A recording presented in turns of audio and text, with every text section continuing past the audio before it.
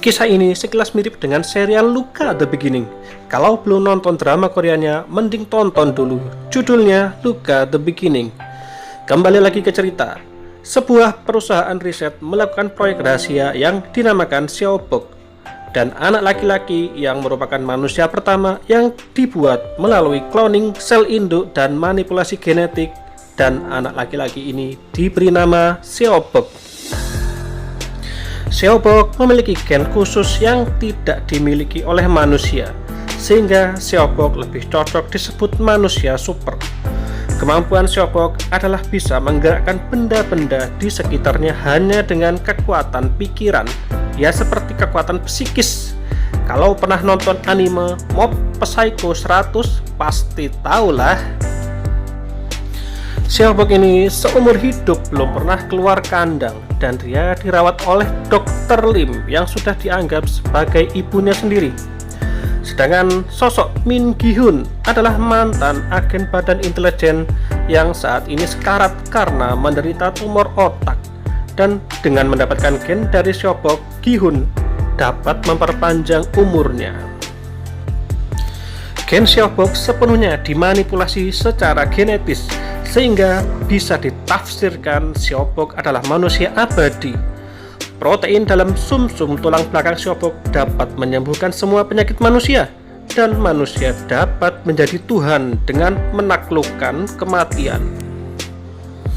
Karena itulah banyak pihak yang menginginkan proyek ini, dan entah bagaimana proyek rahasia ini bocor, dan direktur penelitiannya yaitu bernama Dr. Anderson dibunuh oleh pihak yang berusaha mencuri riset ini, dan Seobok adalah satu-satunya teknologi yang tersisa dan harus dilindungi.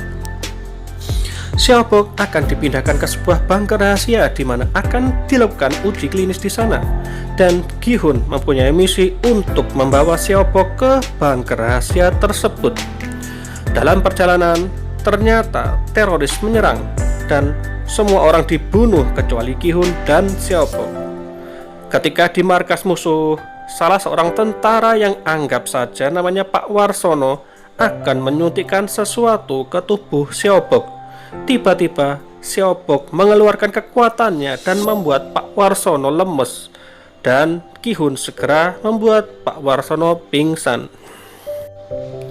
Kemudian Gi-hun membawa truk untuk kabur dari markas musuh.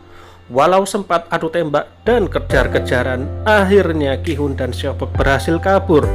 Seobok yang untuk pertama kalinya pergi ke dunia luar tampak bingung dengan apa yang dia lihat, karena seumur hidupnya dia terkungkung dalam ruangan dan hanya sebagai objek penelitian.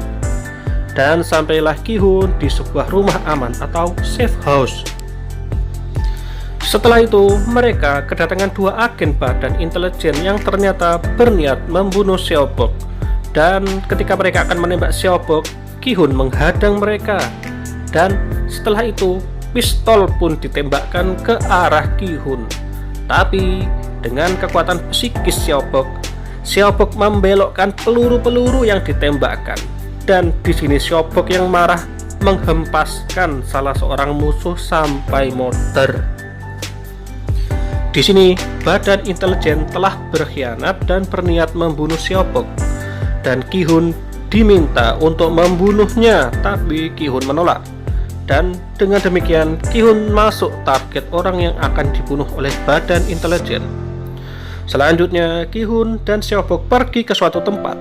Ternyata Seobok dulunya punya keluarga, tapi waktu kecil dia dan ayahnya meninggal karena kecelakaan.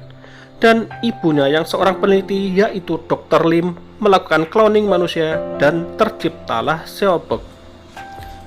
Kemudian Seobok minta kembali ke laboratorium tempat dia diciptakan, karena di sana ada ibunya dan dia menganggap di sanalah rumahnya. Dalam perjalanan, Seobok muntah darah. Dia yang selama ini hidup di laboratorium harus mendapatkan suntikan obat 1 kali sehari. Dan sudah 3 hari dia tidak mendapatkan suntikan itu, sehingga Seobok sekarat. Dalam perjalanan, mereka diburu oleh anggota badan intelijen dan akan dibunuh. Ketika mereka sudah terdesak dan akan ditembaki, mereka diselamatkan oleh Pak Tentara dan akhirnya dibawa ke lab. Sesampainya di sana, Ki-hun mendapati fakta bahwa Seobok hanya dimanfaatkan untuk diambil protein sumsum tulang belakangnya saja dan tidak peduli jika Seobok mati. Para peneliti tidak menganggap Seobok manusia. Dia hanyalah tikus percobaan yang bisa dibuang kapan saja. Mengetahui hal itu, Ki-hun berusaha menghentikannya dan bertanya di mana Dr. Lim. Dan ternyata Dr. Lim sudah dibunuh. Dan saat semua sedang terfokus pada Ki-hun, tiba-tiba Seobok terbangun dan melihat ibunya telah tewas. Dan Seobok yang marah menghancurkan kepala Dr. Shin dengan kemampuan psikisnya. Kemudian Seobok berubah menjadi Magneto. Keren banget. Dia menghadang semua peluru yang ditembakkan, benar-benar super. Saya merasa melihat film X-Men di mana Magneto lagi beraksi. Dan tinggal Pak Tua yang merupakan bosnya. Di sana Seobok meremukkan Pak Tua ini sampai modar. Selanjutnya Seobok dengan cool menjebol dinding besi dan keluar. Di mana di sana pasukan bersenjata sudah mengepung. Lalu mereka memberondong Seobok dengan tembakan yang semuanya sama sekali tidak mengenai Seobok. Lalu Seobok menghempaskan semua orang dengan keren banget. Tapi akibat memakai kekuatannya secara berlebihan, Seobok muntah darah dan terlihat mau pingsan. Lalu oleh orang yang anggap saja namanya Pak Slamet, Seobok yang sedang lemah ditembaki dengan senapan otomatis. Dan ketika Seobok hampir kalah, Ki-hun datang menyelamatkannya. Kemudian dengan tubuh yang sekarat, Seobok bangkit dan berjalan mendekati Pak Slamet. Dan dengan kekuatan yang tersisa, Seobok menghempaskan musuh yang tersisa. Sumpah wis top, keren banget. Sisa-sisa tentara yang masih hidup berusaha kabur, tapi Seobok ingin membunuh mereka dengan membakarnya karena dendam banget. Dan Ki-hun yang melihat ini berkata, "Sudah cukup, hentikan."